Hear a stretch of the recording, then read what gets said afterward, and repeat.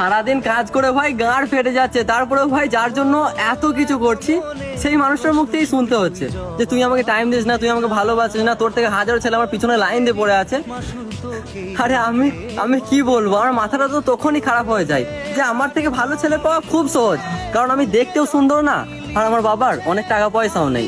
আর এখনকার মেয়েরা তো সেই সব ছেলেদেরকেই পছন্দ করে, যেসব ছেলেরা সারা দিন ছাপড়িগিরি করে বেড়ায়, বাবার টাকায় ফুটানি দেখায়, সারা দিন উড়ে বেড়ায়, সেই সব ছেলেদেরকেই পছন্দ করে। কিন্তু যেসব ছেলেরা নিজের দমে 2 টাকা ইনকাম করে একটা পরিবারের দায়িত্ব নেয়, সেই সব ছেলেদেরকে পছন্দ করে না।